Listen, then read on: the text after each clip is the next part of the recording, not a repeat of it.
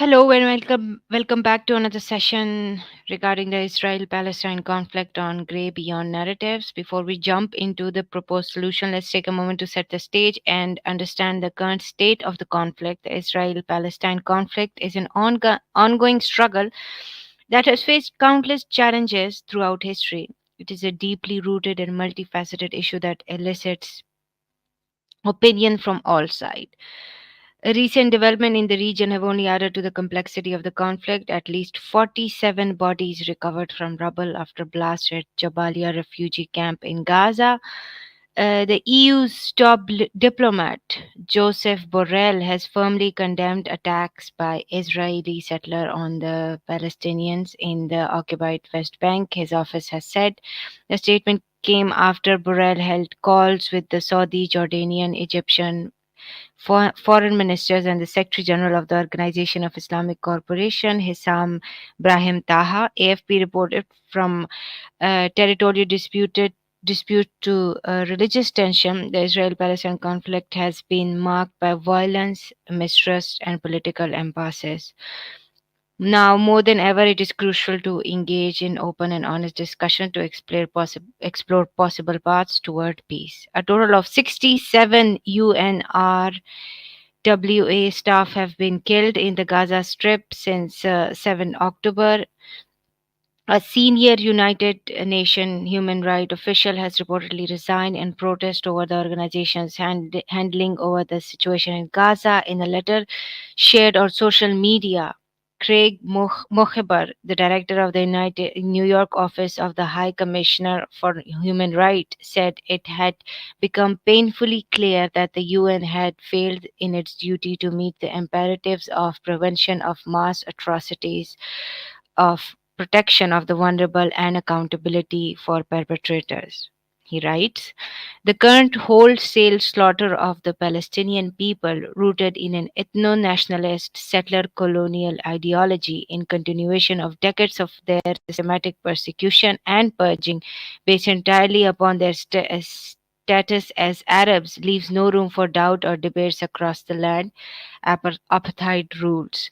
The situation in Gaza is a textbook case of genocide with the aim of the expedited destruction of the last remnant of indigenous Palestinian life in Palestine.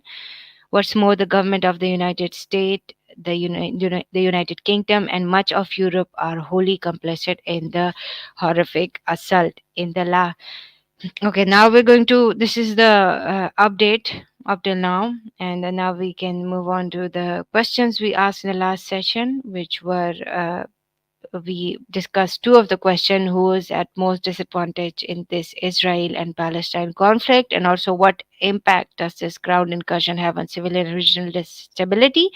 We'll move forward to the next two questions, which is what are world leaders' perspective, including statements from President Biden, former President Trump, and Turkey?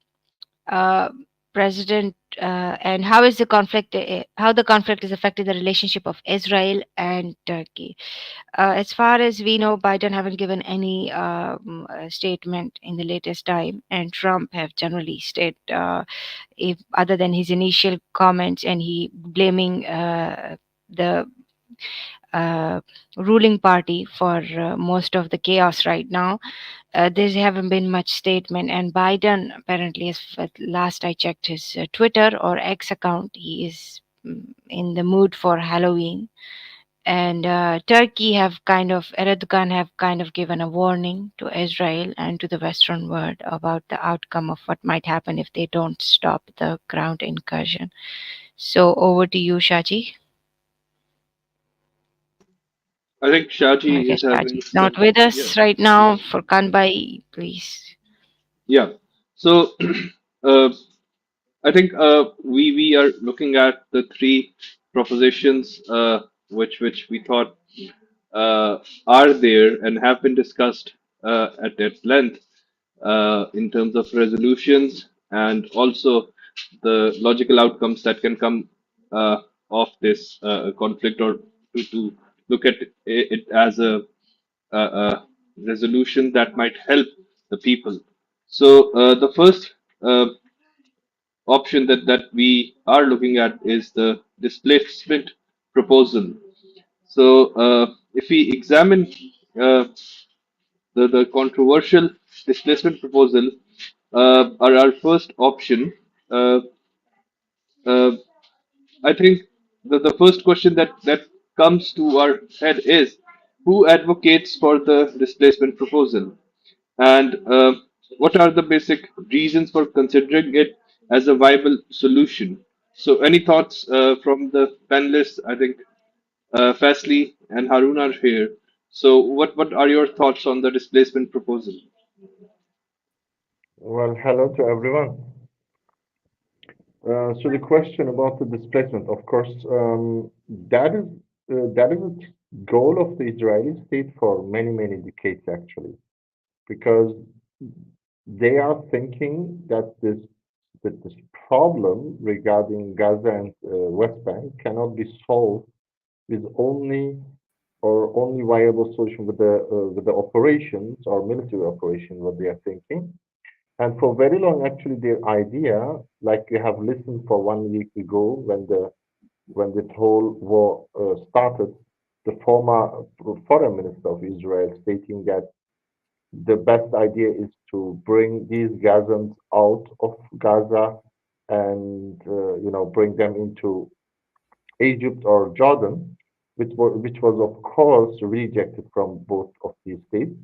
There is of course many discussion and also disagreement in the Islamic world when they listen to Jordan and Egypt and their stance towards refugees. But actually, in one thing, these both countries are very right because they know very well from very beginning the plan of Israel. As soon as these refugees or the Gazans are crossing the border, the Israel's main plan was from very beginning to close the doors and to solve or maybe to look to solve this problem for many years, but will never allow again to them return to their homes. So that would be actually the goal of ethnic cleansing on a different style. So I think the idea about the displacement or maybe temporary to bring the Gazans over the border is absolutely a no-go.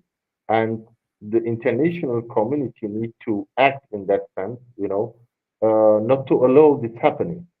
But of course, Israel will, the next days after the start of the ground operations, very much pressure, and we will see more and more brutal pictures and videos coming out that maybe will pressure also the international community to think about this kind of a solution.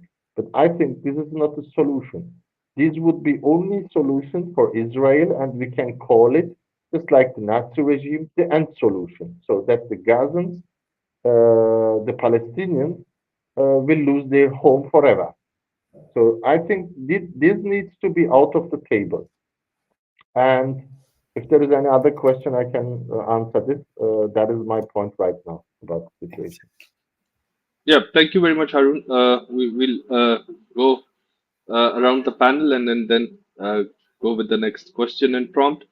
Firstly, your starting thoughts on the question and the displacement proposal.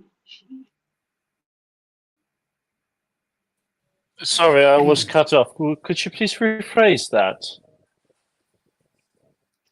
Yeah, so basically, we are looking at different proposals which have been going around and proposed in different eras. And the first proposal is the displacement proposal. And the main question that was asked by the panelists as a prompt was that basically who advocates for the displacement proposal and what are the reasons for basically considering it as a viable option. Okay, let's go into this with a little bit more detail. So the displacement solution is actually it was already said that is ethnic cleansing. So let's not forget the Palestinian people already have been displaced. So there still is a very big Palestinian community in Jordan. There is a very big Palestinian community in Lebanon. And a lot of these people actually came back to the West Bank. So we already had the displacement, but it was not finished. Or better saying, it was finished in some parts of Israel. Now, let me state clear. I do see the problem of this conflict, and I do think that Israelis as well as Arabs have the right to coexist peacefully. So there is no doubt that the Israelis do have a right to be there as much as the Arabs have. Now, going into the displacement solution, that would basically, let's see what this would mean. It would mean that the Arabs leave Gaza, and that Gaza, which is now in the eyes of the Palestinian state, is stateless piece of land. There is no sovereign state. That's the Israeli standpoint. There is no sovereign state which exists in Gaza. It is temporarily administered by an entity, namely Hamas. That would mean if the Arabs are displaced from Gaza City and Khan Yunis, it would mean that the Israeli state would most probably claim sovereignty over Gaza. So this already happened. You know, the 1967 borders, as agreed with the United Nations and the respective resolutions. So Gaza used to be a lot bigger if you look at the 1967 borders. So there already has been a displacement, and today we do see kibbutzes there. Most probably, the Israeli authorities would go for a solution that would place kibbutzes or other settlements over there.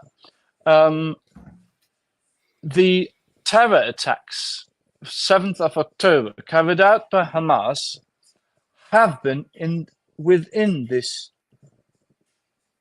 from borders of Gaza. That is to note here. I do think that this cannot and must not be accepted by neither the Arab side nor the moderate Israeli side, because this would just mean ethnic cleansing. That is it. Nothing else. That is ethnic cleansing. Because if we look at the situation of Palestinian refugees in, for example, Lebanon, they are much worse off than the indigenous population. So this is and cannot be a viable solution. Thank you. Thank you, Presley. I'll go straight to Shaji. Shaji, your thoughts on the displacement proposal and who advocates it, and then any thoughts on the initial prompt? Okay, thank you very much. Am I audible? Can you guys hear me? Yeah. Okay, thanks a lot. So I think the first question, rather than in terms of displacement or the song River to the Sea and the way that statement has a historical thing, whether you're talking about displacement of Jews, Palestine, or the Palestinians, it's kind of not plausible if we look at it in the current situation. And it does mean ethnic cleansing of one way or another, because none of those sides are going to go out of that land in a peaceful way. They're not going to just one day decide that we're just going to move out. So again, there are groups on both sides who actually are looking to do that. I would say, like, you come across a lot of people on the Palestinian side as well who believe that that is one day possible. But that is more of something you can say, a thought which would be very hard to articulate and turn it into a reality without any kind of bloodshed. And same applies to the opposite side. But in the current scenario, if we look at the way the settlements over the years have been created, this displacement is occurring in the Palestinian against the Palestinians in a very systematic way. It comes in waves, and slowly but surely, the space which Palestinians are allowed to exist upon is decreasing. It's decreased decade upon decade. So we should point out, yes, the Palestinians, or there are a large number of Palestinians who ideologically might believe that displacement is a thing or something they want to achieve. But Israel, on the other hand, is executing that in a systematic way. But to the main question, is that plausible? No, it's not plausible. I think both of these sides tried to do that historically as well. And there was a third side where the third group, Christians, again, who are influencers right now, but in history you can check that even they basically tried to do something of the sorts.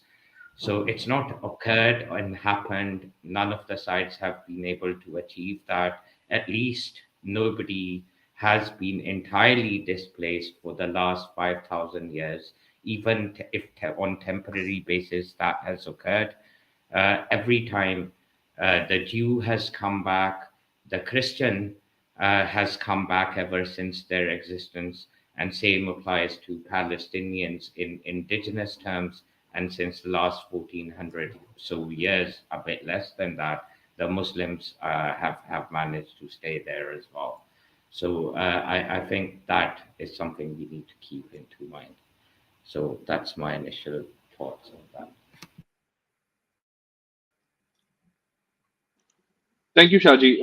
I think we will move to Khalid Khan, and Khalid, if you can go ahead and then put in your initial thoughts on the displacement proposal, please. First of all, I have to decide should I speak Italian or English or Urdu, because I feel Uh, easy to in my language. yeah, yeah, But if Khalid, I speak we Urdu, my friends from Turkey they cannot understand. So I try to no, speak they English. won't. Yes, thank you Yeah, very much. actually, yes, I try. Although I'm not fluent, but still I try. Actually, the displacement is not a solution, according to my opinion, because Palestinians are already dispersed all over the world.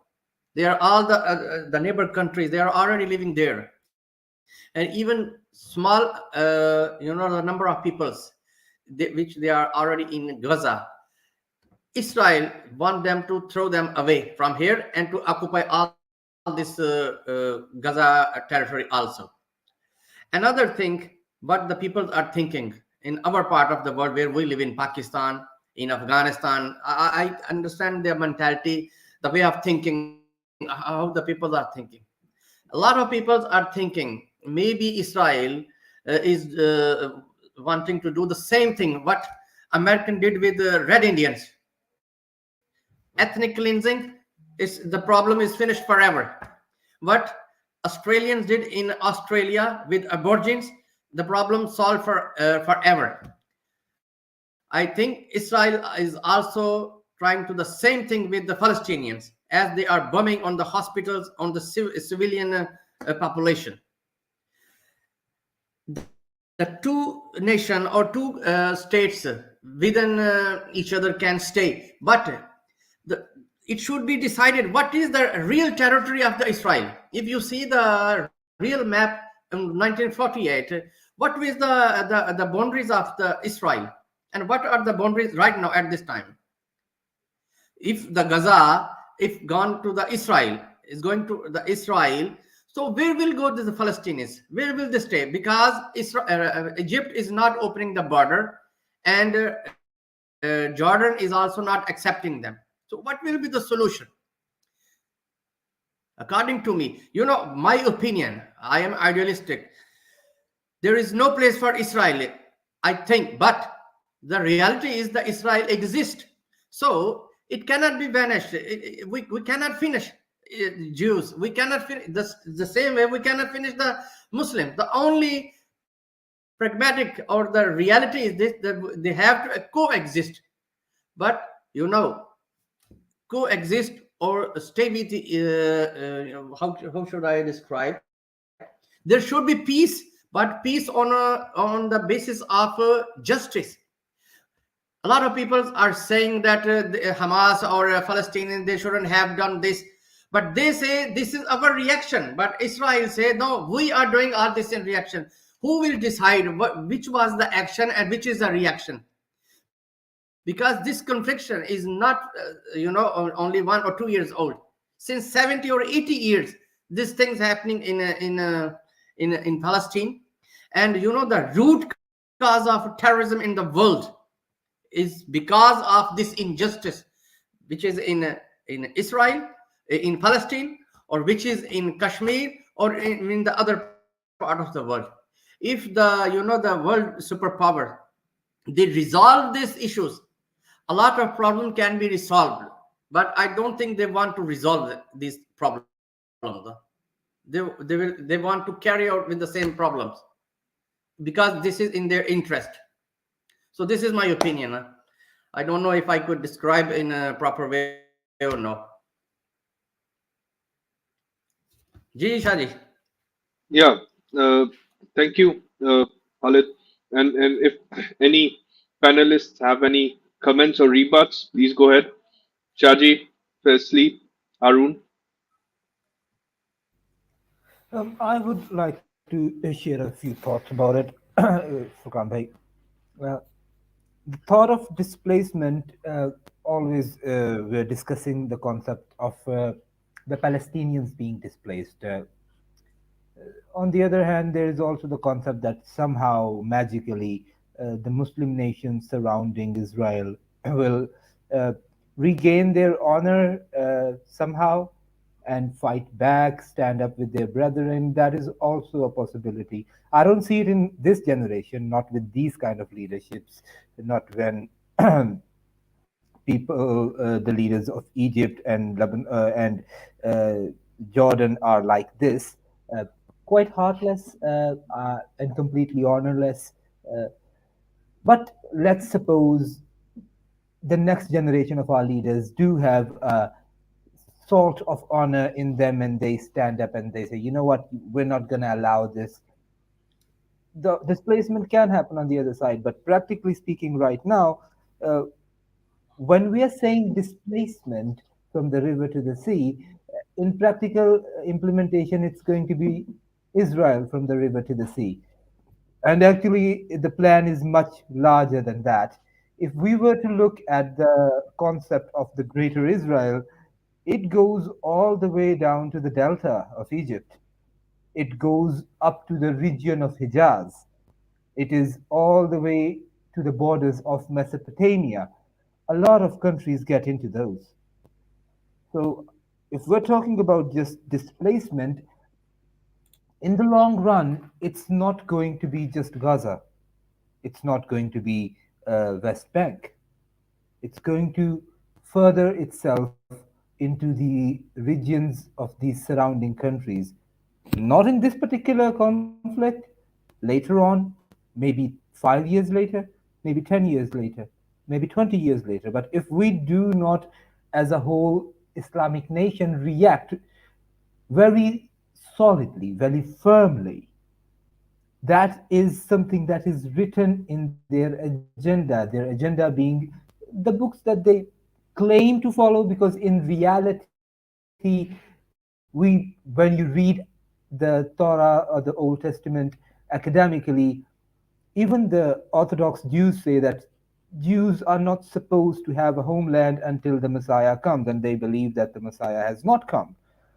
So it is the Zionists which think that uh, they are supposed to uh, have a land, the greater Israel, at the end of it, uh, even though we don't have a Messiah. I don't know what their plan is.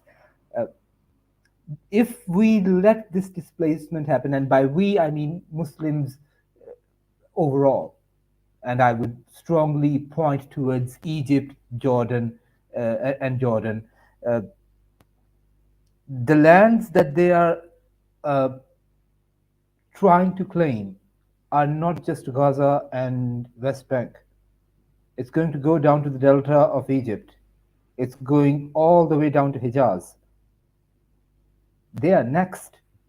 If Gaza falls 5 years, 10 years, 15 years from now, the lands that they are holding on to, that Israeli army is going to take or fight for those lands as well. Nothing's going to stop. Nothing is stopping them now, and nothing's going to stop them then if we do not, or if they do not react. The displacement is as such.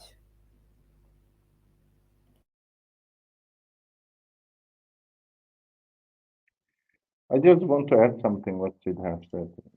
I mean, Yes, and please. I Yeah, agree on go ahead. some points, but I would suggest that we, instead going towards too much conspiracy theories or some prophecies and bring too much religion into this, that we look at these matters as hard realpolitik. So in that matter, I agree on some points what Sid has said, because we need to look at the subject when a nation, what we call right now Israel, has so much free wild card from the entire world, especially the Western world, and can do and act everything without any punishment.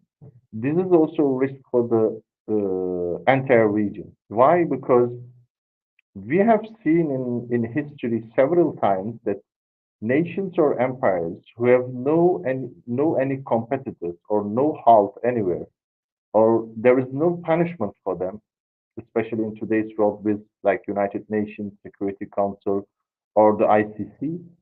So who will guarantee, like Sid has said, that tomorrow the Israelis will not be at the doors of Syria or Turkey or Iraq or Iran or maybe even farther? So this is a risk, of course, going slowly, but there is also another point we need to look.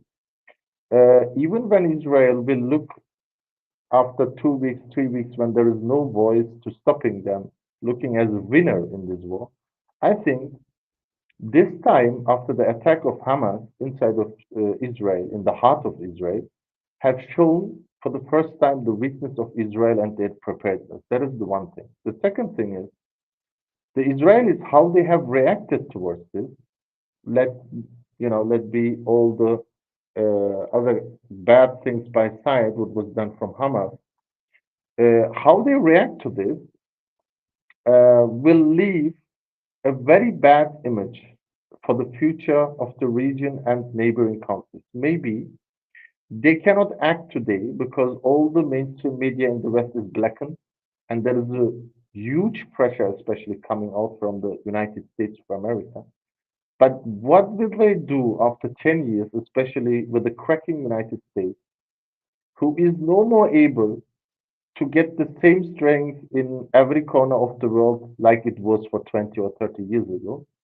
What will they do after 10 years, 15 years, when they are alone without the United States of America help or the European help, because they have their own problems and they will become more problems internally, be it sociologically or economically? What will do the 8 million, 10 million Israelis, especially with the demography of a 40 plus years of age and youngsters running out of the country going for startups in San Francisco, Los Angeles, not coming back? What will they do with these surrounding enemies? This will be hell for Israel. That's why it is actually the right time also for the Israeli state and Israeli people to think about a viable two-state solution according to the United States Security Council Resolution 242 in 1967, um, to create this atmosphere of peace, because they can tell anyone about terror operations. I have never seen, as an expert in that field, that the terror operation, any terror operation, is going over an entire region and bombing any building there is existing, including hospitals, and killing in 1 week over 8,000 people. I have never seen a terror organization who has members of 8,000 people living on the same place. That's bullshit. So, in that regard, Israel needs to ask himself how long they are prepared to continue this kind of war and creating every day more enemies in the region, more anger, more hatred towards them, especially in regard of their demography, with their age problem, with their industrial problem, and even their geographical problem. They are disadvantaged. So I think really the Israeli nation needs to go back to the table and find a diplomatic solution. And if they are not able to do it, especially with the Netanyahu regime, who is going whole radical right now, at least the international community should pressure them in some way to find the solution. I think it is the right time because otherwise, what we are talking today about the Palestinians, I'm sure, and write this down, we will talk in 10, 15 years about the Israelis. And I don't want to hear that because I don't want that any human being is hurted in any way. And we have to find this peace. That's very important. Thank you very much for the idea giving, Sid. That's my point right now. Thank you. But Harun, I have a few questions from you. Do you think that there Of is course, of a course. solution anytime soon? So, in regards to like our previous conversations and so far what we've discussed, what we've basically discussed so far is the problem, and the problem is there, and it's been persistent, and it's been for a long time. I understand that. Over the decades and in history, a lot of different proposals have come. A lot of people like to put theology into it. A lot of people want to put historic perspective into it. Some people look at this, view this as a issue of colonization.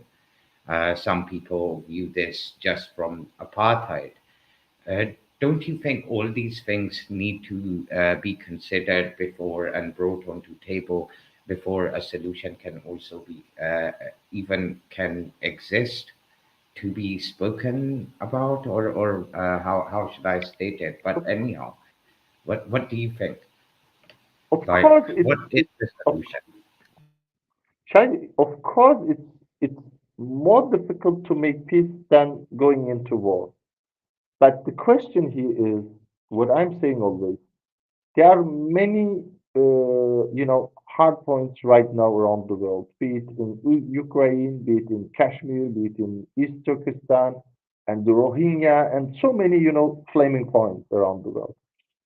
But when you look into the depth of the matter, none of these was solved until now. Why? Because, you know, hatred brings only another hatred with itself. You cannot fight with weapons and eliminate the freedom of an entire population. This is this is not about Hamas. If it would be only about Hamas, I would maybe on one hand understand the Israeli security perspective. But what the Israelis are using for many decades is a collective punishment. Their idea is these lands where they are right now, and especially occupying, are given right for them. That's what they are thinking, most of them at least. There are also Israeli people who are still rational but have no voice inside of Israel.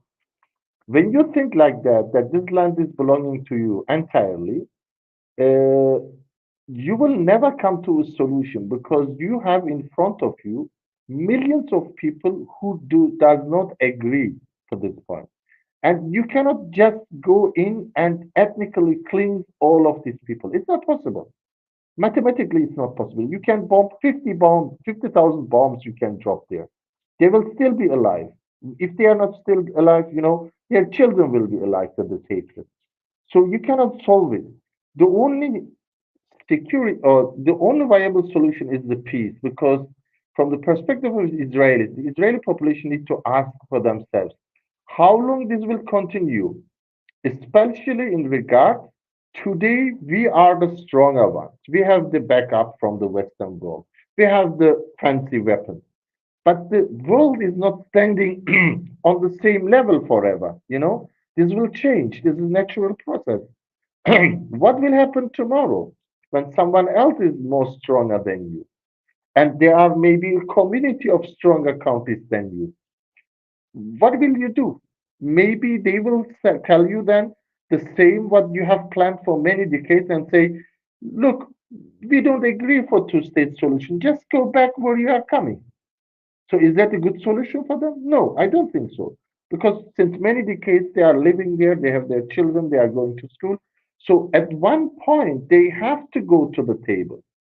But yes, I understand, especially the Netanyahu regime, who is for very long under pressure inside of Israel, wants to show themselves strong right now. But at the end of the story, they will be the loser. The attack, I repeat it, the attack of Hamas, of course, it was brutal from my view of point. But it was the start, my feeling is, in international policy, it was the start from this peace. You will see it. Maybe not today, maybe it will take more time, but for the first time, we have seen the vulnerability of Israel and their partners and allies. Don't fool yourself with the mainstream media right now. How they are blackening everything and showing only one side and doing so much PR. It doesn't matter. The people on the street, they see the reality. Maybe today they have not the voice to say anything, but tomorrow, be sure the humanity will not look at this right like today. So that's why I think the best solution for Israelis, even for Netanyahu, is to turn to the table. That's the only viable solution. Otherwise, Israel will just make himself a past of history. Thank you. Yes. But don't you believe they've already kind of done that? Is there any doubt? Because, like, for example, recently it was a two-state solution, and then there were designated areas, but the settlements and systematically how they've come across and the reactions. I really do not understand if there is any stone unturned still left to see in terms of that being something, at least in the terms or opinion of majority of the common man or common people around the globe. When you see them, when you speak to them, they basically have no qualms in saying that they know what is what. And again, even if you bring the theological aspect into it, it I understand the Jewish people have some affiliation to that land, a great affiliation, but and I understand they're never going to either give up on having some kind of a connection with that area. But the way things have been moving for decades now, I do not think that Israel is at all on the right side of history, which has already been created. It's about salvaging themselves is what we can speak about. Otherwise, as far as history is concerned, post Second World War, when the Holocaust occurred, after that, Israel basically, from a victim, became the person or became the party who is victimizing in the exact same way, in the exact systematic approach as how they began. I don't know what your opinion on that is. Well, especially, Shaji, if I may share, yeah, I just wanted to share with the panel what exactly is the thought process that at least the leaders of Israel are going through. In the recent speech by Netanyahu, he described Palestinians as Amalek. Now, what there is a whole biblical story in regards to Amalek. What they are doing, what the IDF is doing in Gaza right now, and why is it bombing like crazy? Why is it raising everything down? I would like to share the speech with the panel. Allow me to do that, and then you can all see what they think about uh, the Palestinians. There you go, gentlemen.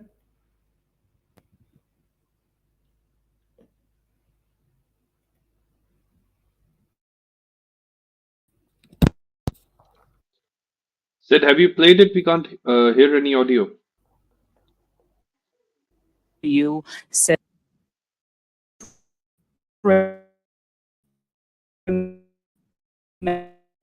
Remember what Amalek has done to you, says our Holy Bible. And we do remember, and we are fighting. Our brave troops and combatants who are now in Gaza or around Gaza and in all other regions in Israel are joining this chain of Jewish heroes, a chain that has started 3,000 years ago from Joshua ben Nun until the heroes of 1948, the Six-Day War, the 73 October War, and all other wars in this country. Our hero troops, they have one supreme main goal: to completely defeat the murderous enemy and to guarantee our existence in this country. We've always said, never again, never again is now. This was a documentary by Middle East Monitor. So they are describing the Palestinians as Amalek. Do you know what the Bible ordered King Samuel in regards to Amalek? They ordered, if I may read, uh, I will punish Amalek for what he had done to Israel, how he ambushed him on the way when he came up from Egypt. Now go and attack Amalek and utterly destroy all that they have, and do not spare them, but kill both men and women, infant and nursing child, ox and sheep, camel and donkey. When Netanyahu is describing Palestinians as Amalek, what he means to say is that he is going to kill them all. That is what he has in mind.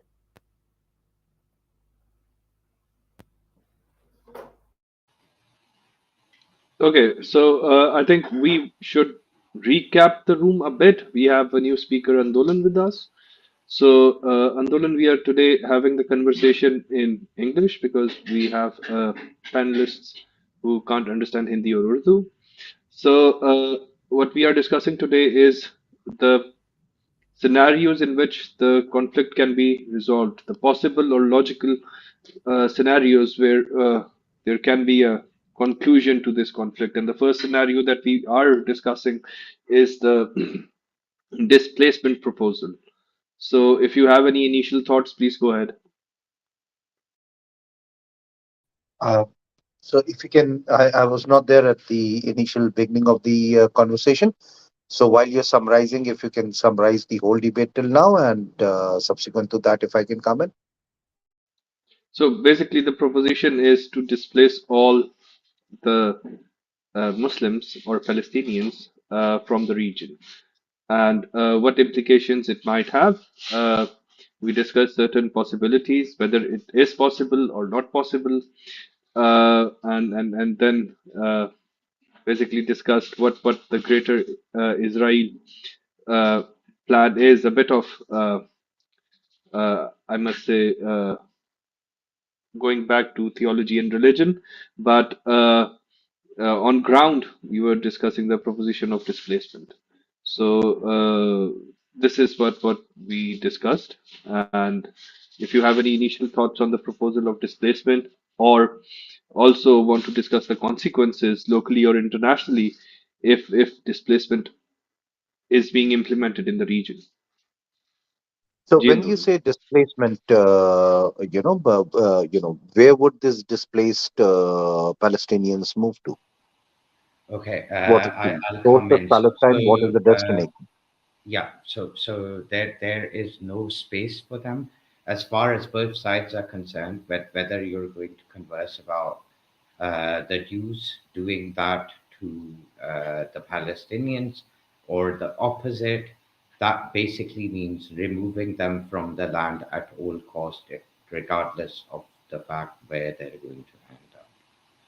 So there are kind of groups who on both sides who happen to hold that opinion. Uh, and some of it can be theologically based in regards to that, or they use theology to determine that, and some on both sides basically just think that the other doesn't have any rights. So it's a spectrum. So I hope that was clear enough. So it doesn't sound very prudent, the displacement, theory, because you're talking about population in millions, right? These are not 100 families or 500 families or 10,000 families that you can, move, from one place to another. So displacement doesn't seems to be a very, logical solution, so as to say, at least till so far there is no destination known. So that's point number one. So second is also, when if this emanates from theology, what to do with Jerusalem? Because it won't be easy for the Muslim population to give away the rights to Jerusalem. That has been the main bone of contention for a very long time, even for the two-state theory. Is the control over the city of Jerusalem?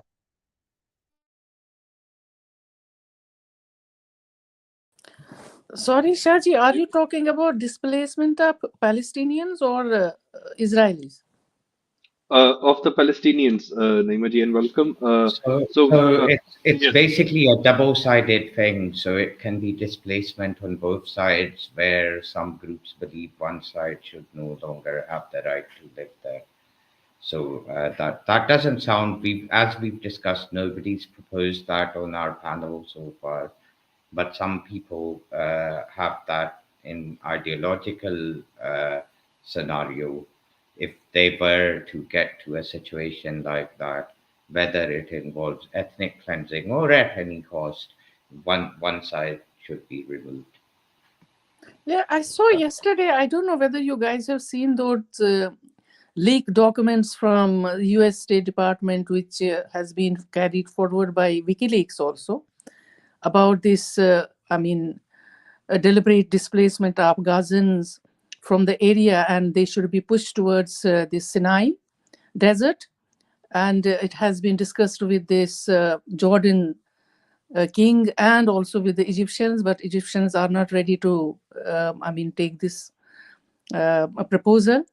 That's why these when Biden went to Israel, and after that he wanted to meet these Muslim leaders, and they didn't meet because he was going to push them towards this proposal. I think something is about this thing, that Israel is adamant to push these Gazans out of this area so that it will be a sort of a corridor between Egypt and Israel. I don't know. You can talk about that. Yeah, I came across those papers as well, but that is more to do with what some. Well, it can be connected, but in those regards, that's something which Israel has kind of, the state of Israel has been kind of propagating for decades now, and they have not shied away from it. If you look at it, what are those illegal settlements? They're called illegal for a reason. Those were designated Palestinian areas. They haven't shied away from like getting in and out of them, have they?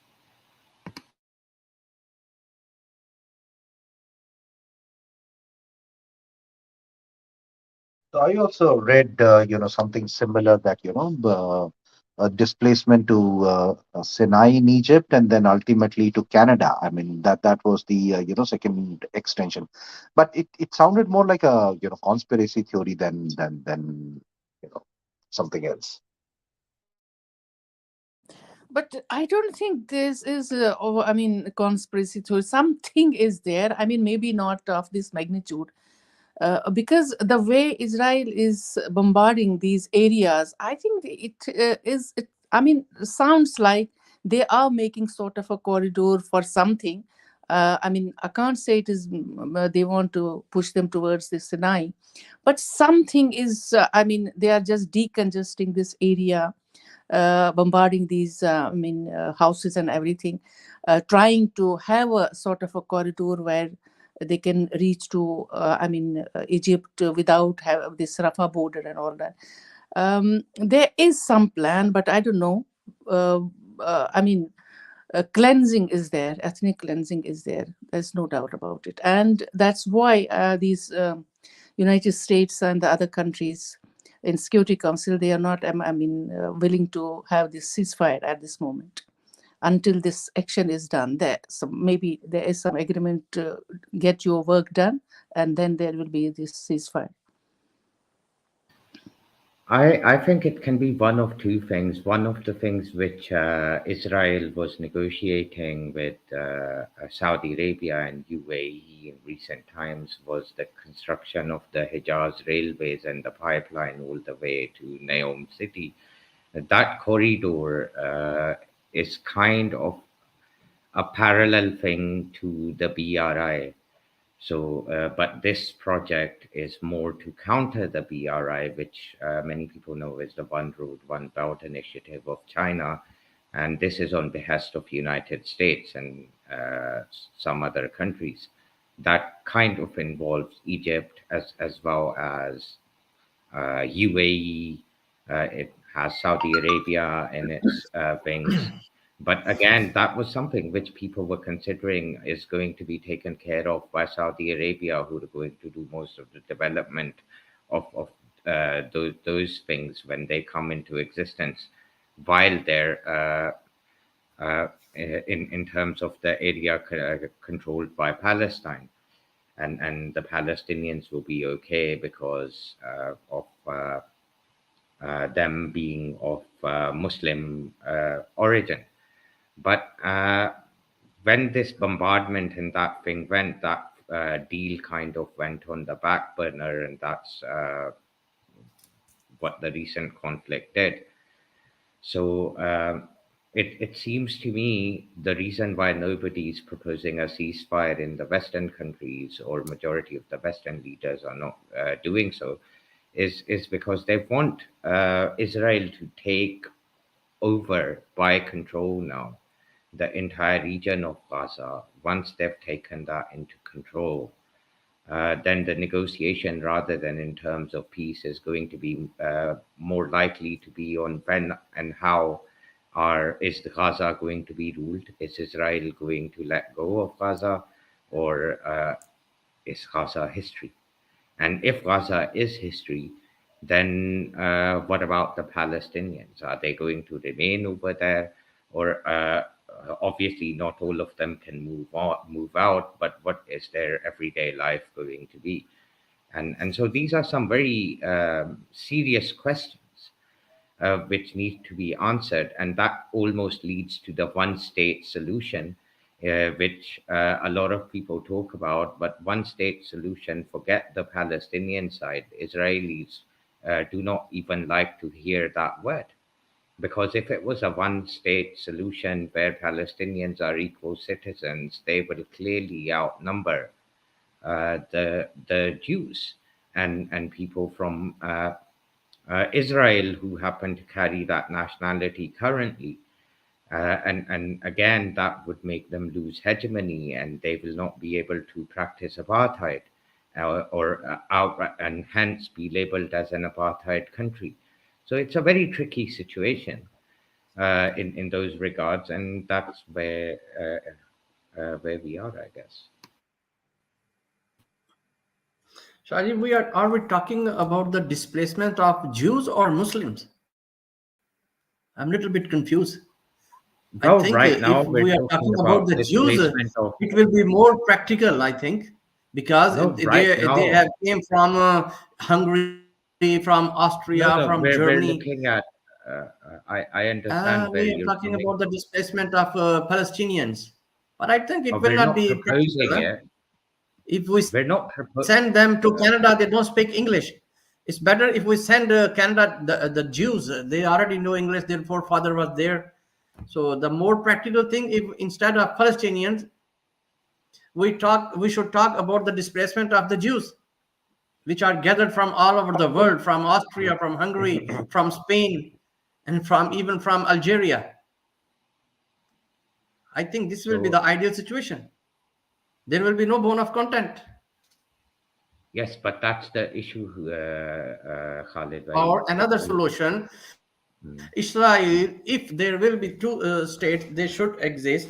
Okay, Israel must accept the real map of Israel, what was in 1948. Then Yeah, I don't but think the there will thing be is, any do conflict you do left. you propose do you propose Shaji, displacement? Because I I think certainly don't. We're just looking at different I think Shaji, sides. Shaji, am I audible? Yes, you are, Yes, Harun. Arun. Okay. I think instead to talk about the displacement of Palestinians or Israelis, we should focus more on realistical approach. Of course, the idea to go back to 1948, I'm sure any Palestinian, if we would ask, would likely to go to this solution, but we need to be realistic with it. So the most realistic approach is the UN resolution that I have told, like in the beginning, is the 1967 border. But the problem is the Israelis are not allowing that for decades, having many checkpoints, as you know, in West Bank and Gaza. So you were talking, Shaji, before about what are the root causes about this situation. That is, of course, this question is important. Why now? Why suddenly now? For 10 days ago, the Hamas attack incident went down, and then, the Israeli attacks are now going. Of course, it has also, in larger picture, to do with many geopolitical struggles right now. We cannot see this only as the Israeli-Palestinian conflict. There is, of course, Iran involved. There is the United States of America involved. There is Russia involved, in directly or indirectly. When we are talking about the routes, especially the energy routes and the logistical routes, the proposal, for example, of India in the last G20 meeting, there is one thing what is on the table right now. Of course, it's not viable, and I don't think in foreseeable future that any sane person would finance that because it's a very long route and not good, well thought.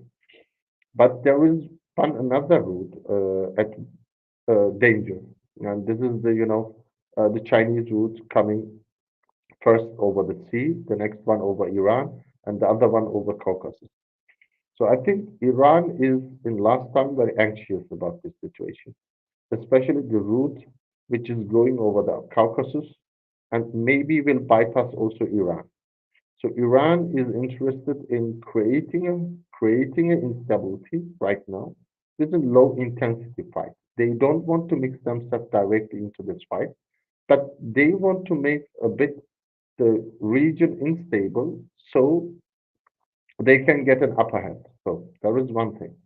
Most people are looking in these kind of international problems at one point, but I think that's very dangerous to understand. The whole picture. You need to look also in the region. Where are the flaming points? For example, the Zangezur corridor. Iran is very anxious right now about this corridor because even China is thinking, because of the instability, to not go over Iran, but to use the Azerbaijani corridor. And Iran is right now threatening Turkey and Azerbaijan in that sense. On the other hand, Israel has a very good relation with Azerbaijan. That is also one thing which makes Iran very anxious in that sense. So when we are speaking why the entire world is silent, we need to separate these areas why they are silent. On one hand, when we are speaking about Europe, why they are silent, I tell you why. Because there is a war going on in Ukraine, and this is actually a war that Europe has not wished, but the US has accelerated, with its support and with its strategy. So On one hand, you have a Germany who is anxious that maybe next day the Russians will not stand in Kiev but in Berlin. And this is a big fear, as you know, in Europe, especially in the minds of the Germans. So, and the Americans, like I have expected, they are going a back turn in helping Ukraine. And as soon as the Israeli problem has started, their main focus right now in Congress is not Ukraine because the budget is still not approved, but the Israeli budget is approved. Um, the Europe's fear is that the Americans will lose their concentration after a time because Israel is much more important strategically in that sense for the Americans than Ukraine or any Eastern European country. In that sense, if you think that the Europeans are also not prepared militarily, the jumping of the Germans, for example, for the first time, so strict to being on the side of Israel or other social democrat countries who are standing right now with Israel is not their love for Israel. It is the belief that when they are act with the Americans right now together and pump every support there, that the war will end as soon as possible so they can concentrate on Ukraine. But the other competitors of the United States, including China, including Russia, and also at one point Iran, want to drag US and Israel slowly into a mud, just like they have created the mud in Ukraine. So this is a much larger picture. You have to understand why some countries are very silent. They are not silent, they are anxious. I'm sure right now Saudi Arabia is, thinking about how to get out of this. Because on one hand, you have public perception inside of Saudi Arabia of common people, how they think about the situation. On the other hand, they were just a meter away from a normalization process of Israel and maybe was thinking that there is a viable solution for two-state solution in Israel. Right now, this is off the table. And Turkey, in the same line, was in the normalization process with United Arab Emirates, with Saudi Arabia, with Israel, with Egypt. Right now, everything is off the table, and nobody wants to put his feet into this mud because they don't know what what the future will look like here. Because this is very clear that there is some outside power also planning that some countries are involved into this mud and cannot get out. So one of these corridors, especially the middle corridor, will be out of the question in that sense. So all of this comes together when you look at this. So when you go towards Israel, there is another question. Why they are acting right now so brutally is the reason Israel also knows that in 5 years or 10 years, the opportunity to have the Americans and the Europeans backing you in the same strength right now will not be possible because Israel, especially Netanyahu's regime, is they are thinking right now from their rationality, we must solve this problem as soon as possible, even if it's ethnic cleansing, even if it's a displacement, because tomorrow we will no more have the power or time for that. So you have to look at this from this point too. Thank you very much. Thank you very much, Harun. And I think uh, what we are discussing, just for a bit of clarity, is not supporting or endorsing any of the solutions that we are discussing. We're just discussing what logical or possible solutions are there or have been proposed in the past or are in discussion in the present. So the displacement proposal, I think Khalid made some comments about what would be the ideal scenario. And I think what the most favorable scenario for the Palestinians or the Jews, there might be some uh, most favorable or ideal scenarios, but on ground, the reality is, if we see, the Jews have a stable state, a strong state with a lot of international support, and displacement of them would be a wishful thinking at the moment. Moving forward, if anyone has any comments, so that we can wrap up and move to the next I have proposal. another idea. Another, you know, No, I no, think where I have a few questions from Khalid. Basically, Khalid, you said that's an ideal solution, but how is that ideal in current scenario? How can you get rid of Palestinians or Jews for that matter? Wouldn't that No, cause a but that's lot why of I'm giving another, uh, suggestion to enlarge the area of the prison, Gaza prison. If they enlarge this area, I think that will be another solution. The Gaza people, even for the fishing in the sea, before the limits was 20 kilometers inside the sea, they can go for the fishing, for the things. Then it was decreased to 9 kilometers, and now only 6 kilometers. So they are bonded from all sides. There are 100,000 prisoners in the prisons of the Israel. You know, the life or death, they have no meaning for them. If you push them with the wall, the reaction will come. What is that?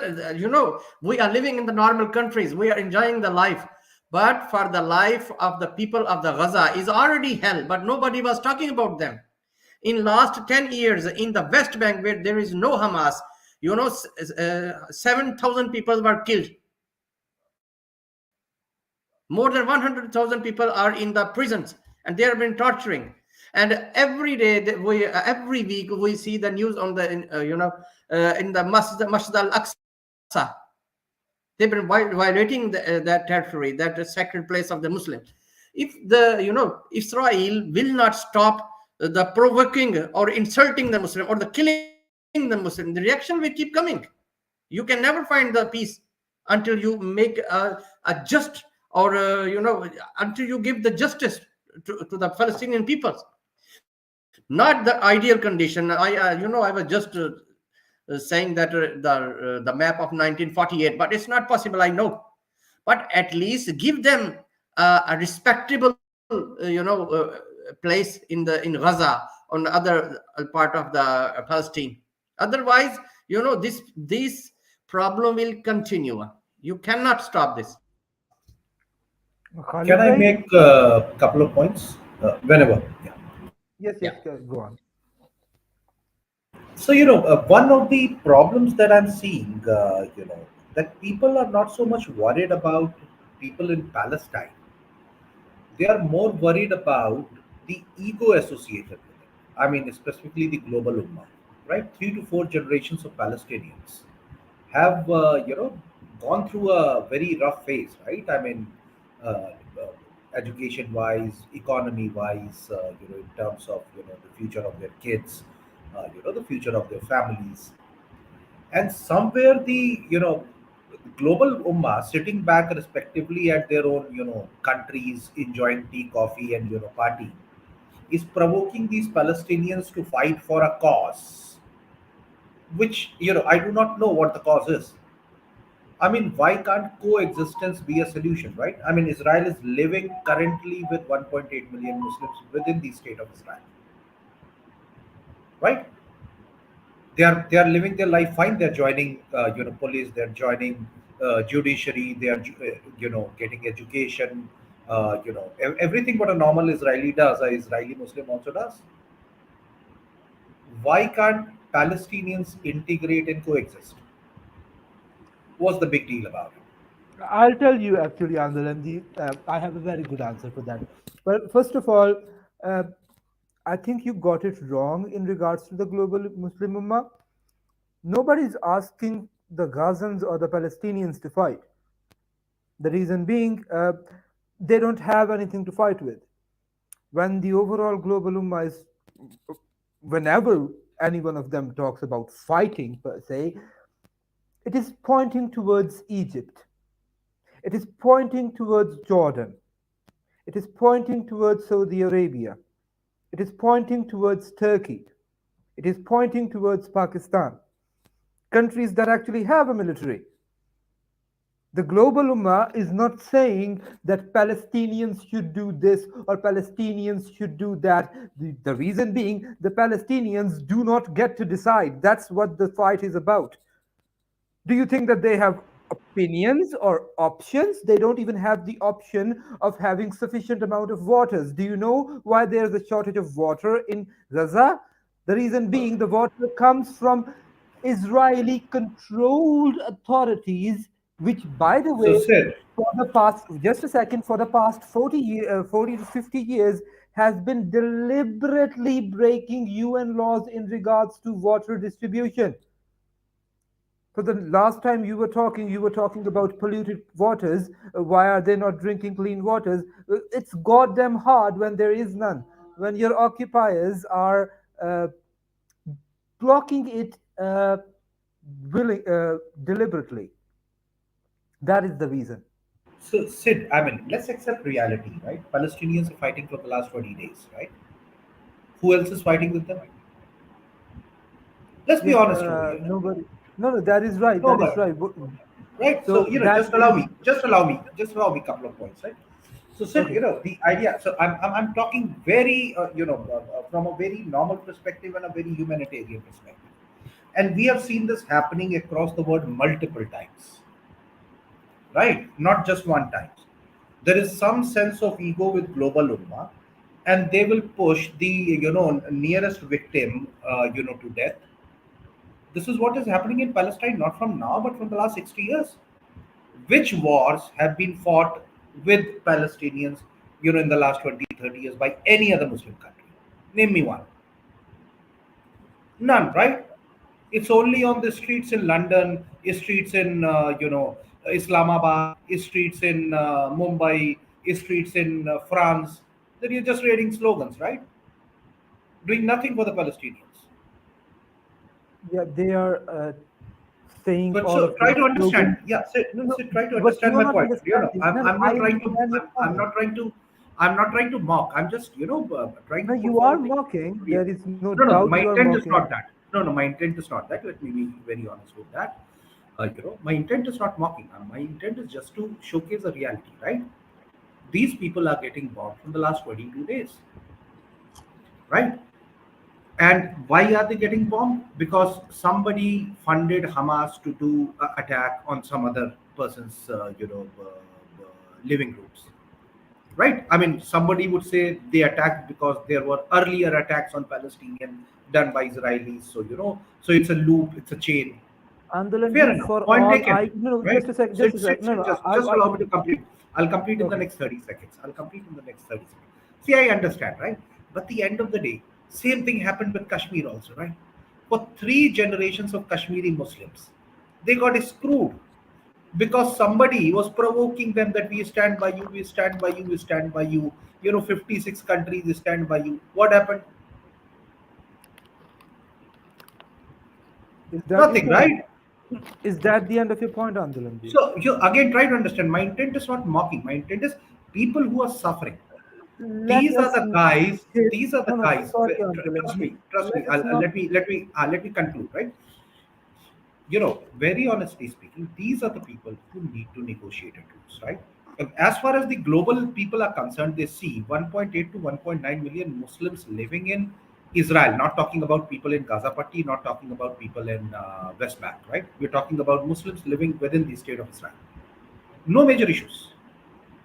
Why can't they coexist? The another 2.5 million, why can't they coexist?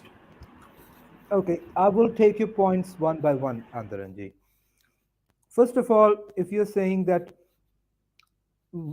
so many generations have passed through and nobody fought, and nobody, just outright, as people say that they should, the protesters say that they should take up arms and go to a war. Yeah, that is what their protesters are protesting about. When the people are on a march holding banners that we support Palestine, that down with Israel, do you think that they're doing it against Palestinians, or are they saying that to Palestinians, or are they saying that to Israelis? No, neither. They're saying that to their respective countries. When those rallies happen in Pakistan, they are shaming the Pakistani authorities. When it happens in Turkey, they are saying that to the Turkish government. When they are happening in London, they are telling the UK government that stop your bullcrap. Don't be supporting an apartheid state. Do something about it. That is what these protesters are doing. They're not pushing Palestinians towards anything, and they hold no control in regards to what's happening or what is going on in Israel. As far as you're talking about, oh, so many generations have died and they should just capitulate. Well, I'm sorry, Andolanji, but there are people in the world that are willing to give up, and then there are people who stand by what they believe in. And yes, Muslims being very stubborn people, we have stood for a very shallow understanding of what we believe in for generations after generations. And by the way, this is not the first time this has happened. We keep on doing that as a statement to the rest of the world. We will not be eliminated. Yes, for the past 200 years, we've had very bad luck, but there were years before it. We've fell before, we've risen up before. And I would not be surprised if we rise up again. It's just a second nature. It might take a few more generations. We are a group of people that are willing to do that. The question is, are other people going to do the same? So by only the language that I used was not capitulation, but coexistence, right? No, Okay. you're talking about Andolan, coexistence. I will okay, tell you about Sid, coexistence. Sid, just, I think this was the next point or the proposition that we were supposed to discuss. So the discussion has already started. So just for the audience and also for the panelists, uh, we are exploring the one state solution, I suppose, and a potential resolution to the conflict. Uh, so, what are the basically the fundamental aspects of governance in one state solution, and how does it basically address issues of human rights? Because as Dolan pointed out, there is a huge diaspora, almost one-fifth of the population of Israel is currently Muslim. So, if we can talk about some economic disparities, redistribution of economics, because I know Andolan has a background in economics as well. So I think we should move ahead and discuss the one state solution and what the intricacies would be if this is ever going to happen. Yes, Andolan said you can go ahead. I believe Khalid wanted to say something. Let him come in. I'll come in. Yes, Khalid.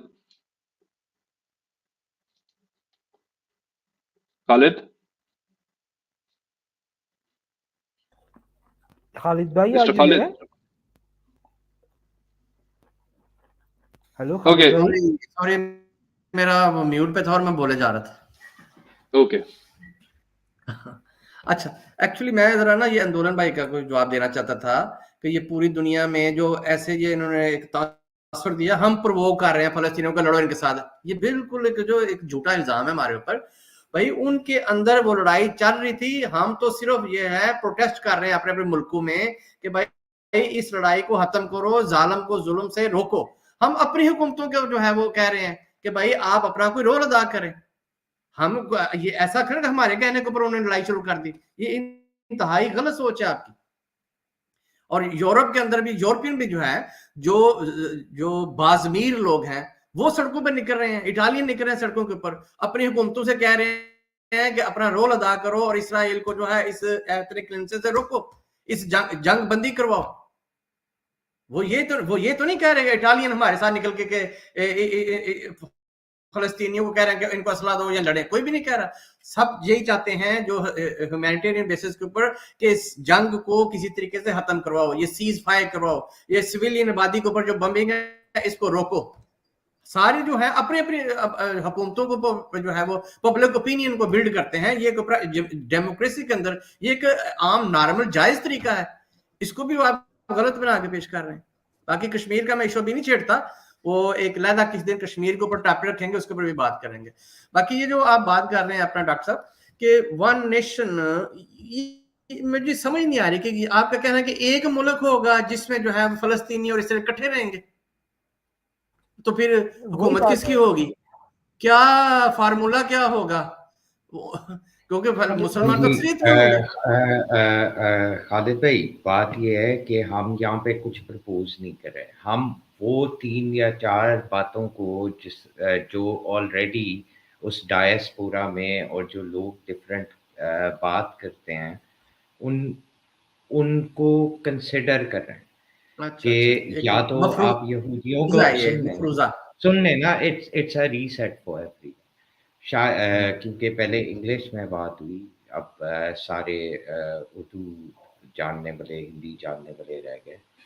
तो बात यह है कि या तो आप मुसलमानों को निकाल दें, प्लॉजिबल नहीं है। आप यहूदी को निकाल दें, प्लॉजिबल नहीं है। आप ऐसा करें कि दूसरा ऑप्शन ये है कि उनको अलहदा-अलहदा डिविजन्स दे दें। कोशिश करके देखा इतने साल, डज़न्ट वर्क। तीसरी चीज़ आपकी जो उसके अंदर है, जो बहुत लोग कहते हैं, बोलते हैं, वो कहते हैं कि एक सिंगल स्टेट हो जहाँ पे इक्वल राइट्स हों, इक्वल प्रोपोर्शनेट गवर्नमेंट हो और सारे लोग हों। अगेन, इसके अंदर सबसे पहला जिस बारे में बात ही करने को जो इसके ऊपर तैयार नहीं है, वो कौन है आपको पता है? वो इज़राइल है। उसकी वजह क्या है कि अगर कल को वो डेमोक्रेसी बन जाती है, एक एग्ज़ाम्पल है, वहाँ पे सबके इक्वल वोट्स होते हैं, they would be clearly outnumbered. They will have to entail all those people. So again, इसके अंदर बहुत सारे पैलेस्टीनियंस हैं जो एक सर्टेन परसेंटेज है जो इस चीज़ को मानते हैं, इस चीज़ को इस चीज़ के हक के अंदर हैं। बहुत सारे क्रिश्चियंस हैं जो इस चीज़ के हक के अंदर हैं। लेकिन people from Zionist state of apartheid practicing Israel who have their hands dirty with blood of innocent people for more than 70 odd years, इसके बारे में बात भी नहीं करना चाहते। तो ये भी एक बहुत इंटरेस्टिंग एस्पेक्ट है कि जो स्टेट ऑफ इज़राइल है, पैलेस्टीनियन तो एक साइड पे रह गए, वो इस आखिरी वाला जो सलूशन जो कुछ लोग पेश करते हैं, मेनली आउटसाइडर्स और कुछ माइनॉरिटी, इसके ऊपर बात भी करने को तैयार नहीं है। और वो बात करने को तैयार इस वजह से नहीं है, जो थोड़ा मैंने आपको बताया, again they will lose power, they will have to share power, and once they will have to share power that will destroy everything. देखिए ना, इसके अंदर तो सारी पार्टीज आइडियल सिचुएशन के अंदर हमें पता है कि क्रिश्चियंस ने वहाँ से जाना नहीं है, उनके रिलीजियस एसोसिएशन, वहाँ से यहूदी ने मूव नहीं करना, उनकी भी रिलीजियस एसोसिएशन है, वो निकाल भी देंगे, वापस आ जाएंगे। और ना मुसलमानों ने वहाँ से जाना है, क्योंकि उनकी भी रिलीजियस एफिलिएशन। और जो लोकल्स हैं वो फिर चाहे क्रिश्चियन हो, मुसलमान हो या ज्यू हो, जाना तो उन्होंने भी नहीं है क्योंकि उनका लैंड है। तो इसके अंदर तो अगर कोई प्रॉपर सॉल्यूशन सीरियसली कोई नज़र के अंदर रख के बात करना चाहे इसके ऊपर, तो इन चारों पार्टीज को आपको इन्वॉल्व करना पड़ेगा। Without those 4 parties this would not exist. और इसके अंदर मैं एक और एग्जांपल हाइपोथेटिकल ऐड कर दूं, अगर कल वेटिकन के अंदर लोग जो उस एरिया में आप रहते हैं, ठीक है, सारे नॉन कैथलिक हो जाएं, एथियस्ट हो जाएं, मेजॉरिटी के अंदर local population, you happen to live in Rome, Khalid bhai. So Yeah. Catholics around the globe will still have an association and would want and like access to the Vatican City because of religious affiliation. वो जब तक Catholic दुनिया में exist करेगा उस वक्त तक वहाँ पे क्रिश्चियन और कैथलिक एसोसिएशन रहेगी, चाहे वो इंडिजिनस हो या ना हो। Same applies to Mecca and Medina. जब तक दुनिया के अंदर लोकल पॉपुलस अगर किसी पॉइंट पे कुछ भी होता है, I hope it doesn't happen, कोई और रिलीजन कल अपना लेती है और बाकी दुनिया में मुसलमान ऐसे ही रहते हैं, they will still want affiliation with Mecca and Medina and they would have every right to be and visit and perform their pilgrimage. इसी तरीके से same applies to Jerusalem. और जेरूसलम के केस के अंदर चाहे क्रिश्चियंस हों, ज्यूज हों या मुस्लिम्स हों, they will remain an association जब तक ये तीनों रिलीजन्स एग्जिस्ट करती हैं। वो वहाँ पे एक्सेस चाहेंगी, उनको एक्सेस चाहिए होगा। और फिर चौथा एलिमेंट है आपका आपके इंडिजिनस लोगों का, वो आप देख लें, तो उनको भी ऑब्वियसली वहीं पे रहना है, उनको भी नहीं आप निकाल सकते, वो कोई भी रिलीजन के फिर हो सकते हैं। तो अब आप बात कीजिए।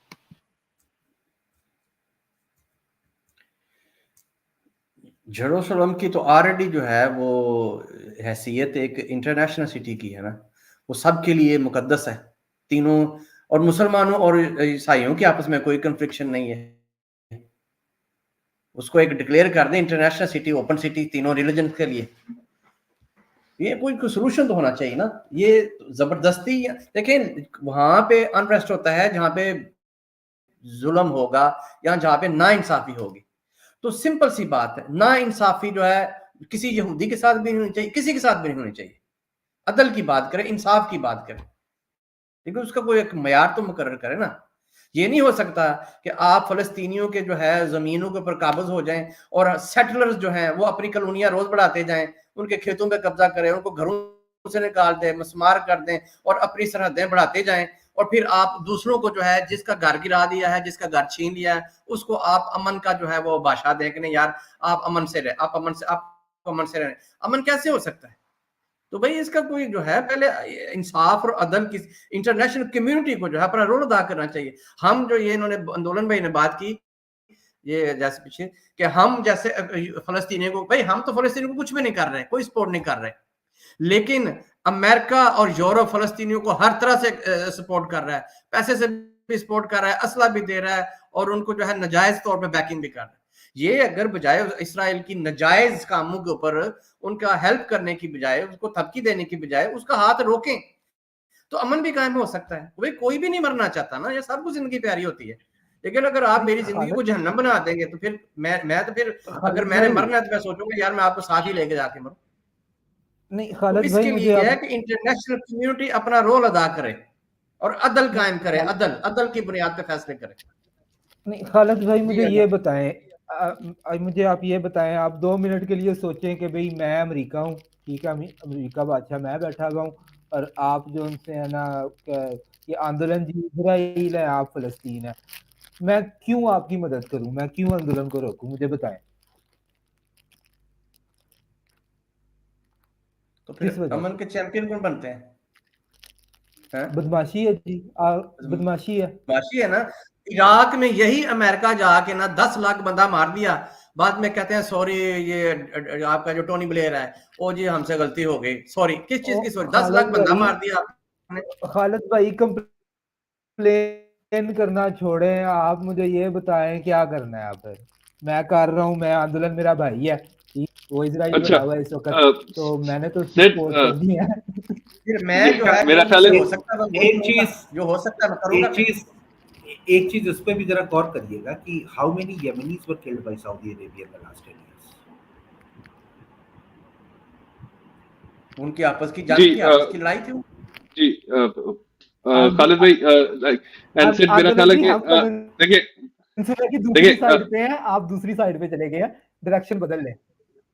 नहीं नहीं, लेकिन Sid you can't disregard what Andolan said, क्योंकि देखें इंटरनली भी हमारे लाइक जो मिडल ईस्ट है उसमें कॉन्फ्लिक्ट्स हैं इंटरनली मुस्लिम्स के अंदर, उसमें भी काफी इनोसेंट लाइव्स और सिविलियन लाइव्स की का लॉस हुआ है।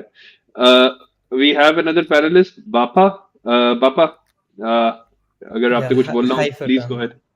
या हाँ जी, हाँ जी, मेरे को 3-4 पॉइंट्स बोलने थे, थोड़ा मैं डिस्कशन सुन रहा था। तो देखिए, I would begin by saying, so first I think Arab should leave this superiority complex that bye sheer numbers, I mean, like they can expel Jews or make the land Jew free. This is now a reality. Like Jews are living there for 75 years, and the slogan "River to the sea, Palestine will be free" is, I don't think it helps at all. And Israel has like nukes, better technology, or US भी है, तो I think Israel has all the aces right now, और only solution is to peace talks. बाकी armed resistance से तो देखो 3 wars भी हो गई क्या अभी, मतलब I don't think armed war war से या आर्म रेजिस्टेंस से कुछ मिल पाया है पैलेस्टीन को, तो अब जो 48 के सॉल्यूशन में लैंड मिला था वेस्ट बैंक और गाजा स्ट्रिप में, उसका वो 30-40% ही रह गया है जो है। और ऑस्लो कॉर्ड्स में भी आप देखोगे तो जो ए, बी और सी एरिया पे बात चल रही थी, उसमें 60% एरिया तो सी में ही था ना, ए और बी का मिला के तो 40% एरिया ही है। तो एक बाकी एक ट्रम्प का पीस ऑफर आया था, अगर आप लोग को आइडिया हो, 2019-2020 के आसपास, वो जेड कुशनर ने बनाया था। वो काफी अच्छा प्लान है, मैं उसका एक लिंक शेयर करता हूँ, आप उसको लगा कर देखो कि उस वाले थोड़ा प्लान में समराइज भी कर दीजिए। हाँ हाँ, तो ये बेसिकली ना एक्चुअली किसी कोई स्क्रीन शेयर करके अगर इसको उस पे कर देगा, मैंने चैट में डाला है। Okay, I'll try doing that. तो बेसिकली उसमें अगर ट्रम्प डेमोक्रेट होता ना, तो ये सॉल्यूशन एक्सेप्ट हो गया होता। अब क्योंकि because Trump comes from right and फिर उसके साथ वो अटैच हो जाती हैं चीजें, तो but I think this is the, ये इस तरीके का ही कोई फ्यूचर एक में सेकंड, सॉल्यूशन एक्सेप्ट मैं होएगा कभी। आस्क यू अ क्वेश्चन कि ट्रम्प के होने से ये कैसे रिजॉल्व हो जाना था, what makes you think that? नहीं, मैं कह रहा हूँ कि ये ट्रम्प एक ये ऑफर लाया था, मतलब उस जो उसका बेटा है वो जेड कुशनर, उसका सन इन लॉ है ना आई थिंक वो, तो उसने ये सॉल्यूशन प्रपोज किया था। क्या इस सॉल्यूशन? तो हाँ जी, आप मैप देखो एक बार। तो जो ऑस्लो अकॉर्ड्स हुई थी ना, उसमें ये एरिया किसको ए और प्रपोज किया था उसने? ये दोनों साइड्स को प्रपोज किया था, और अल्टीमेटली वैसे दोनों साइड्स ने रिजेक्ट कर दिया था, बट उसने मोर और लेस उसके इजराइल के साथ ही शुरू से बताया जाता है कि मतलब अच्छे रिलेशन है, तो दैट मींस इजराइल की जो अच्छे रिलेशन नेगोशिएशंस का नहीं है, स्टार्ट। कुशनर इज अ ज्यू, डू यू रियलाइज हाँ, दैट? तो या तो आप अगर ये देखोगे So ना, तो आपको somebody इस प्लान from से the रियलाइज from देखें, somebody from a certain community, जब उसी community की बात हो रही होगी, तो this was proposed by Kushner, who happens to be Jewish himself. We have to remember that. And this was rejected on what grounds by the Palestinians? so if you open the map, you No, will no, realize I'm that asking, these are was it rejected by the Palestinians or was it rejected by the Israelis? it was rejected by both, because the far right in Israel believes in one state, like Who Greater was Israel, it and proposed to in the Palestinians? it was proposed to I think the main prime minister of Palestine, What's the name of the main? Abbas. It was proposed to Uh, him. Are you sure it was proposed to yeah, him, he or was rejected it? it. There are Okay, उसकी what was the interviews भी हैं reasons काफी। he gave for rejection?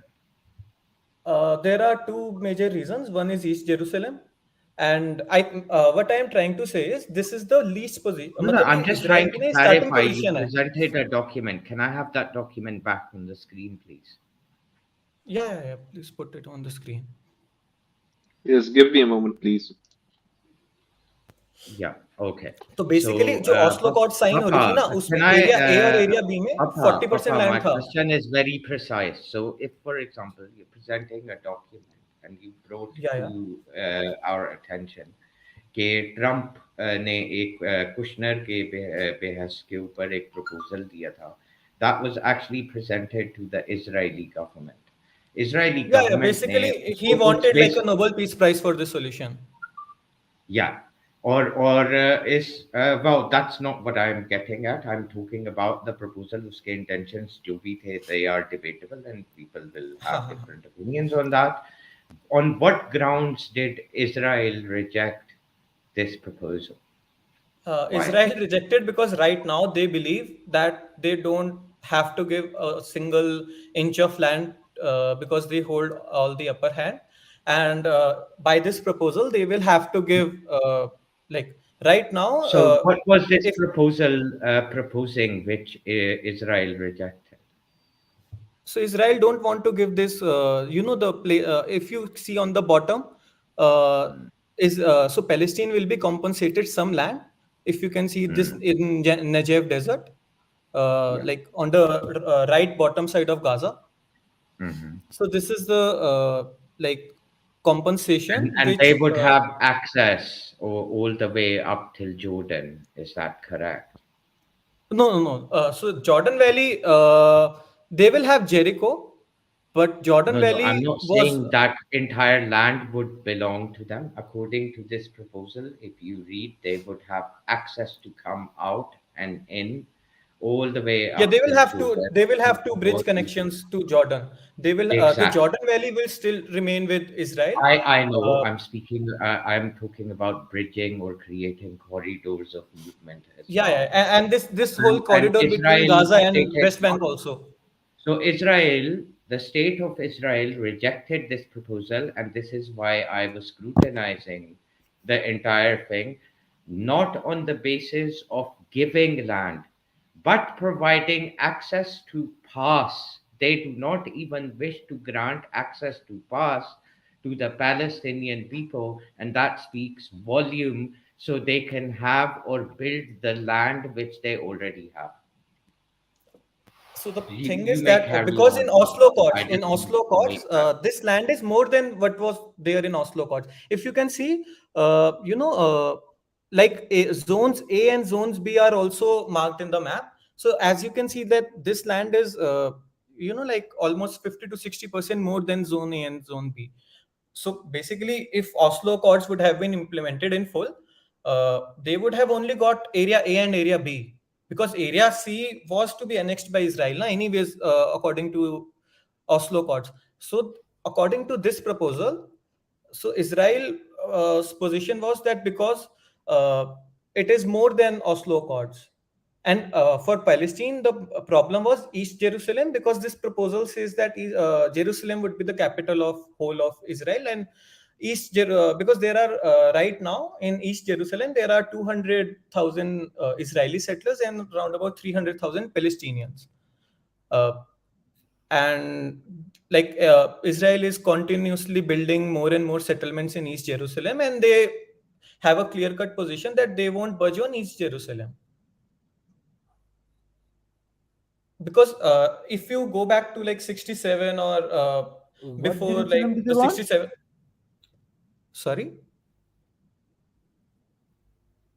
actually East What Jerusalem Jerusalem पहले Palestine do they want? Can you please explain? East Jerusalem पहले ना Palestine की capital बननी थी।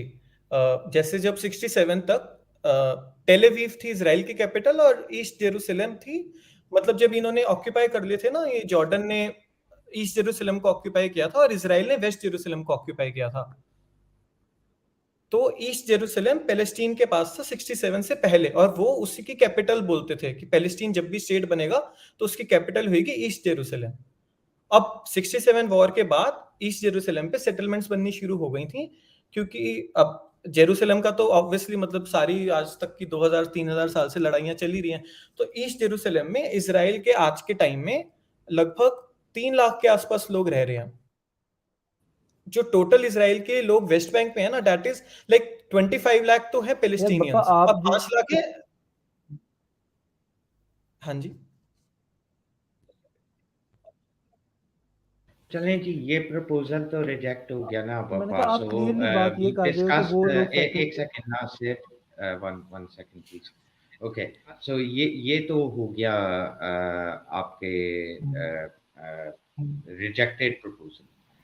तो हाँ यहाँ जी, तो हाँ जी, मैं बस ये मोस्टली कह रहा था कि ये एक एक स्टार्टिंग पॉइंट, जब भी कोई सोल्यूशन आएगा ना अगले 5, 10, 15, 20 सालों में जब भी, तो यही अब स्टार्टिंग पॉइंट बनने वाला है नेक्स्ट नेगोशिएशंस का, क्योंकि ये जेड कुशनर ने लाया था, दैट मींस कि नेतन्याहू का कहीं ना कहीं इसको सपोर्ट था, और इजराइल का जो स्टार्टिंग पॉइंट है ना नेगोशिएशंस का, वो ये है आज के डेट में। और क्या है उनका जी, जो स्टार्टिंग ये पॉइंट? प्लान है ना, क्योंकि अगर मेरे को नहीं लगता कि जेड कुशनर ये प्लान लाता अगर इस पे नेतन्याहू की स्टैंप ना होती, तो कहीं ना कहीं वो एक्सेप्ट करवाना चाहते थे इस प्लान को। मेरा ख्याल है we are deviating from the conversation. Question यहाँ पे ये है कि rather than getting into proposals, आपका एक सिंगल स्टेट सोल्यूशन है where we get over apartheid, एक टू स्टेट सोल्यूशन है जो कि आपको ये नज़र आ रहा है और अराउंड वेरियस टाइम्स हर प्रेसिडेंट और हर ग्लोबल पावर ने different two state solutions last 70 years के अंदर इन्फ्लुएंस करने की कोशिश की है, but that doesn't seem to work. तो ये तो two Yeah, yeah, state I agree. Solution की आप बात करें कि टू स्टेट सॉल्यूशन अगर रिमेन करता है, लेकिन for two state solution to exist, Palestine has to exist. But as far as United States is concerned, post 2017, they don't even accept that Palestine exists. They accept Jerusalem to be the capital of Israel or the state of Israel. So with the current situation and current scenario, within like another week or so, it seems like one way or another, is state of Israel will have complete control of Gaza. So the situation is going to be very different. तो वहाँ से आपका proposal तो बिल्कुल ही back and कर रहा है। यहाँ पे तो जो एग्जिस्टिंग एरियाज पैलेस्टाइन ओन करता है या उनके पास थे, तो वो भी उनके हाथ से जा रहे हैं। No, तो but ये आपको ये प्रपोजल लग रहा तो है कि जैसे कहीं से सिंक ही नहीं करता Acha, नहीं before currently. Papa, Papa, before you can respond, I just have to say, okay, we are entering the last 20 minutes of the conversation, and we are discussing the one state or the two state solution. And iske baad, I think we should try giving some closing statements as well. So, Papa, please respond.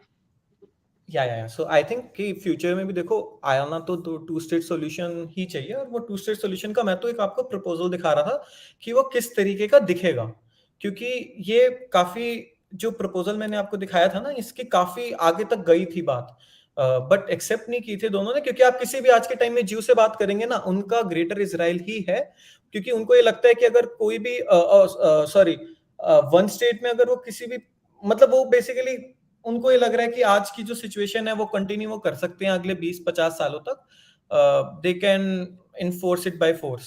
और Palestine की position है कि उनको one state चाहिए because they think कि demographically मतलब जब मोर Muslims उसमें आ जाएंगे तो समहाउ क्योंकि इसराइल में वैसे भी 30 पार्टियां हैं, तो उनकी ऐसे हो नहीं पाएगा कि सारे एक साइड वोट करें, तो दे थिंक कि एक बड़ा स्टेट बन जाएगा तो उनके पास डेमोग्राफिक पावर आ जाएगी। और आई डोंट थिंक कि Israel will ever going to accept that कि उनको वोटिंग राइट्स मिल जाएं और सिंगल स्टेट में, मतलब अगर वो करेंगे भी सिंगल स्टेट तो उनको वोटिंग राइट्स नहीं देंगे, वो फिर किसी तरीके का पार्थिव स्टेट रहेगा, तो उसका कोई फिर आई थिंक कभी सॉल्यूशन निकल नहीं सकता। तो सॉल्यूशन तो किसी ना किसी तरीके के टू स्टेट में ही आएगा। बाकी ये जो गाजा वाली चीज है कि अभी गाजा पे इसराइल जा भी रहा है, बट आई डोंट थिंक कि वो ऑक्यूपाई करके उसको मतलब वहां से लोगों को डिस्प्लेस कर पाएंगे, क्योंकि इजिप्ट उनको लेगा नहीं।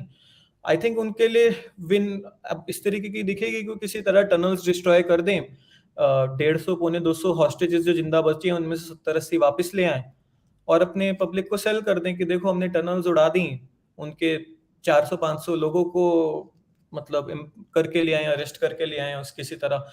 आई डोंट थिंक कि वो उसको पूरा प्रॉपर लोगों को वहां से हटा सकते हैं। तो ऑक्यूपेशन अब अपनी सेटलमेंट्स तो वापस जाके बनाएंगे नहीं। आई डोंट थिंक कि उन्होंने सेटलमेंट 2005 में जो हटाई थी वो वापस जाके सेटलमेंट्स बीच में अब उनके बनाएंगे। तो सॉल्यूशन आएगा टू स्टेट का ही, और पर वो आएगा भी नहीं, अब 10-15 साल और लगेंगे एटलीस्ट। अच्छा, मेरे ख्याल से हमें क्लोजिंग स्टेटमेंट्स की मैं तरफ। एक चीज क्लैरिफाई कर दूं पापा, मैंने ये नहीं कहा बोला था कि negotiate Israel is going to keep or completely displace the Palestinians, even though they'll try their best. लेकिन जो negotiating point है वो ट्रम्प या कुशनर का प्रपोज सोल्यूशन नहीं है। negotiation point जो अगली बार बैठेगा वो इस चीज पे होगा कि गाजा के अंदर से इसराइल कब जा रहा या नहीं जा रहा। That is what is going to be. या दैट आई एग्री, वो शॉर्ट टर्म में अगले 2-3 सालों का, तो अभी वो जब तक ये सॉल्व 2-3 नहीं होगा। सालों में नहीं, 8-9 हफ्तों के अंदर।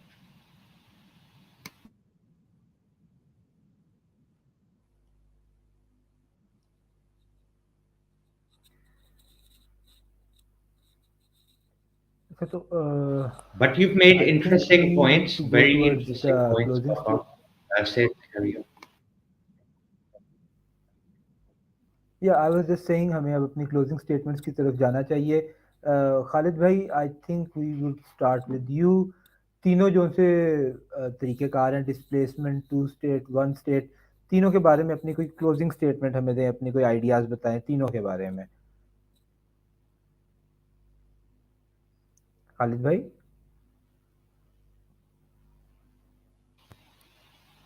खालिद खालिद भाई, साहब you're जरा on mute. आप म्यूट पे हैं। I think Khalid bhai is not here. We'll move to Andolan. Andolan, if you can go ahead and give your closing statements and your thoughts on the three solutions discussed. So, two-state solution seems to be the most viable, but at the same time, I think ideologically people should, know how to coexist. Even if it is two states, there's boundary dividing them. If there is hatred for people on the other side of the border, I mean, skirmishes, wars, everything would follow. I mean, it's not going to end. So basic issue is to accept the reality and agree to coexist. It's not called capitulation, it's called agreeing to coexist, right? And basis which, territories can be drawn. And I think Israel would also want to, end this madness. I mean, it impacts them also. They're staying just what, half a kilometer away from the boundary, right? That's where the Israeli settlement is start. Few of them even inside the Gaza territory. But having said so, I think somewhere, people who are not part of this solution should not become part of the problem. And I see that as a huge constraint for this solution being achieved. When PLO tries to reach a solution, Hamas pulls the rug out of PLO. Somebody else, let's say tomorrow Fateh want to reach a solution, somebody else will come up and try to scuttle the this thing. Iran might interfere, Qatar might interfere, US might interfere, right? I mean, it's not just one side is guilty. But at the end of the day, whosoever is either supporting Israel or supporting Palestine should make it clear to both these parties, get down to a table, negotiate once and for all. And after that, if there is any breach, then should there, I mean, even this time there was a breach. There was a long-term peace that was going on. People were writing about it. Long-term Middle East peace from the last 6, 8 years, there were no issues per se. But suddenly one fine day, everything.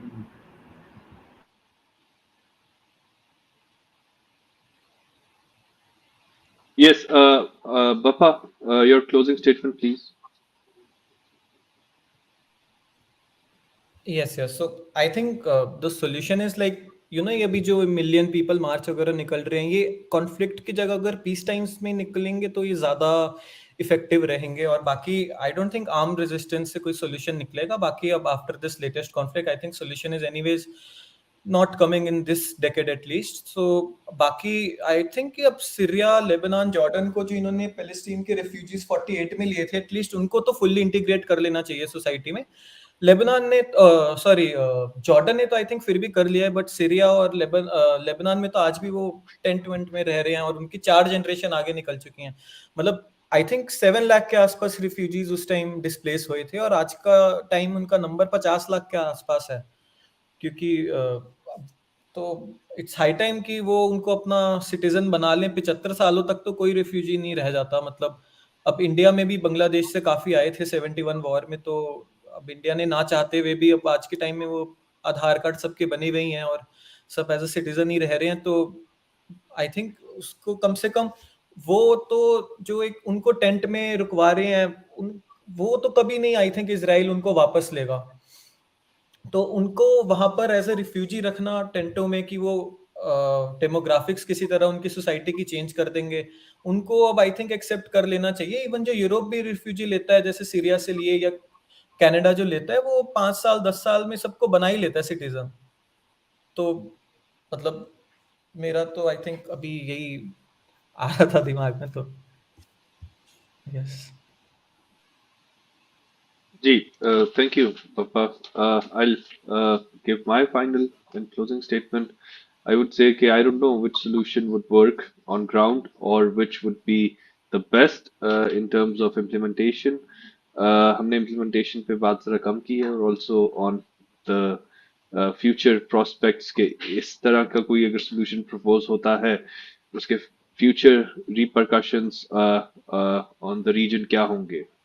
So I would say कि whichever is best for the people, A, B, I think whichever is the easiest and most acceptable, जहाँ पे all the parties agree, because the conflict has been going on for quite some time, and the different proposals also, one of the proposals जो पप्पा ने share किया, certain parties didn't agree, so it didn't work. We have seen this also in other regions. Kashmir is one of those, जहाँ पे जो concerned parties हैं वो बैठ के बात ही नहीं कर सकती, करती हैं तो कोई शरारत कर देता है. So I think whichever proposal is accepted, it would overall, अगर peace आता है, it's not about egos. Ideal क्या है, लैंड किसकी है. आई थिंक जहां लाइफ बचे किसी की, that should be implemented in a fair way, and उसके बाद फिर ह्यूमन राइट्स और इक्वालिटी और उनकी बात हम कर सकते हैं इन द रीजन. के जो अपार्थाइड का हम वर्ड एक बड़ा भारी सा यूज करते हैं, उस तरह के रेमिफिकेशंस ना हो, चाहे टू स्टेट हो, वन स्टेट हो, या डिस्प्लेस का थोड़ा सा, it's a harsh solution, I would say. जी, over to you, Shaji. जी शुक्रिया. तो I think we pretty much covered everything.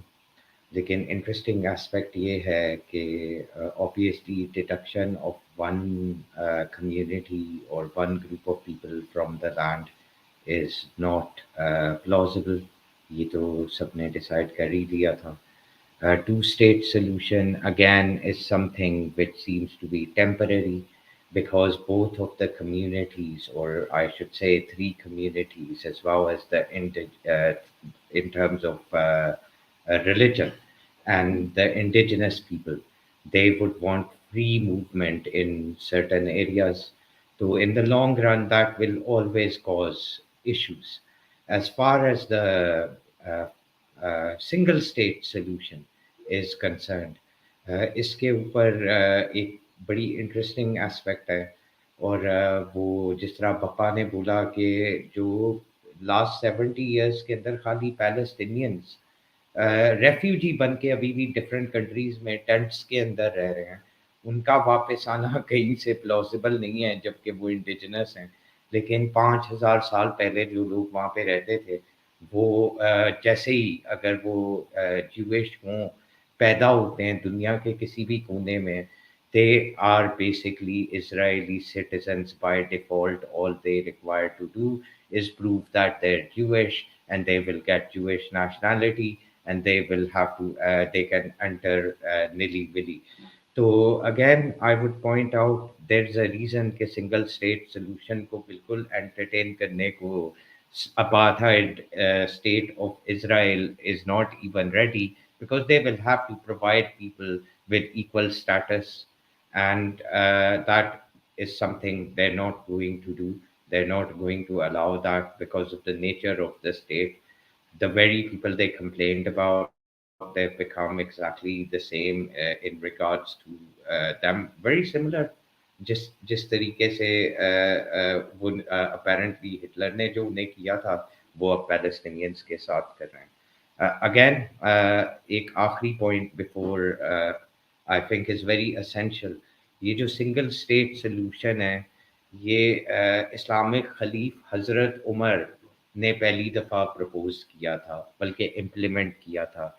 when the Muslims took control, and he negotiated and took over from the Byzantines, the negotiation was कि आपने Jews को इतना अरसा उनकी religious जगहों से दूर रखा हो. So they have a right to come to their religious areas just as much as you do, as Jesus belonged to this land, just as much as Muslims did. So that's the ideal situation. This land has affiliation of all three religions, as well as the indigenous people who belong there. So all four things have to be taken into account. That would be the ideal situation, but we don't live in an ideal world. So I guess that's it from me. Yes, Sid, your last statement.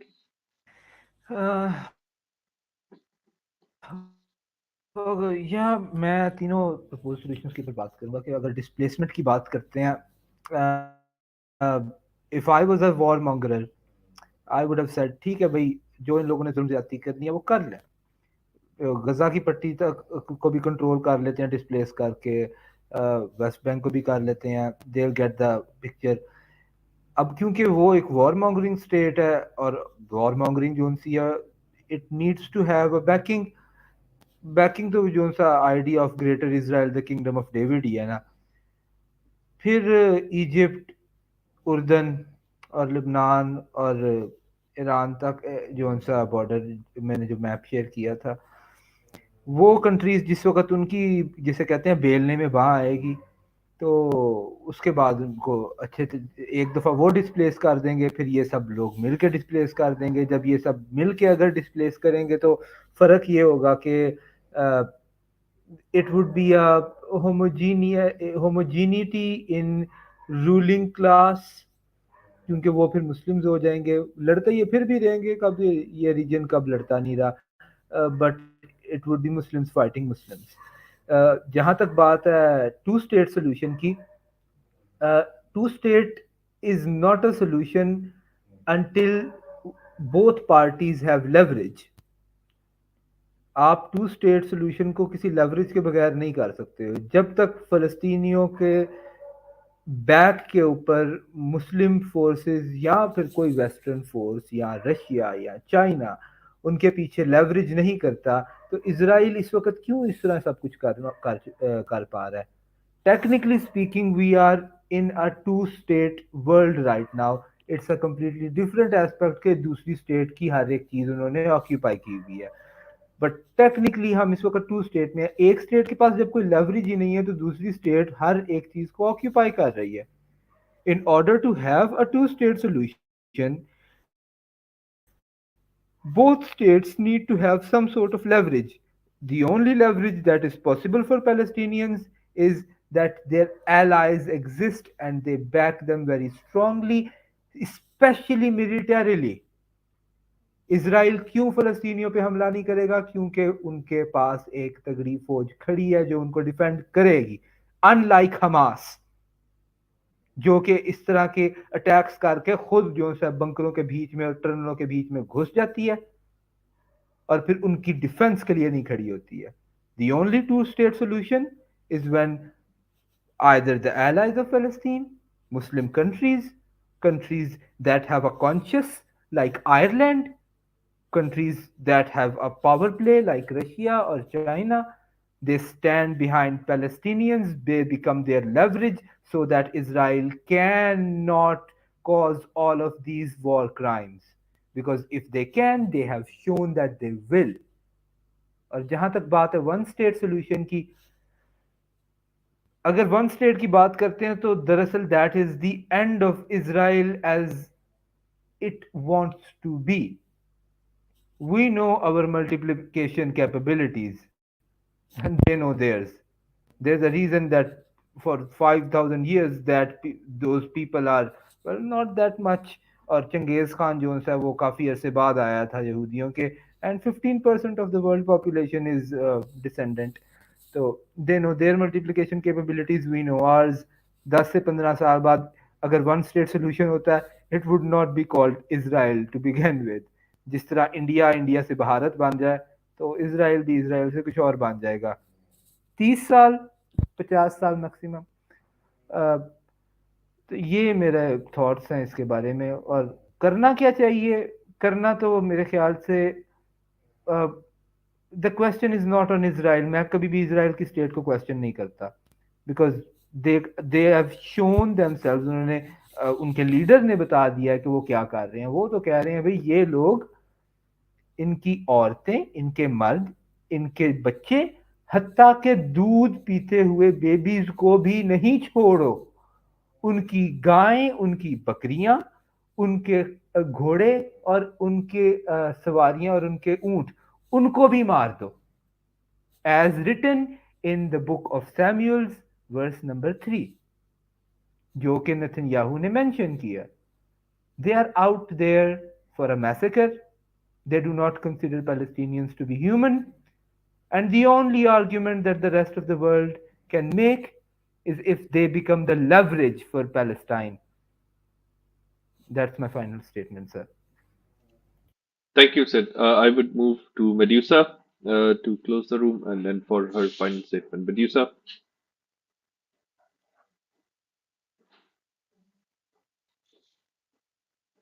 Okay, I think she is having some technical difficulties.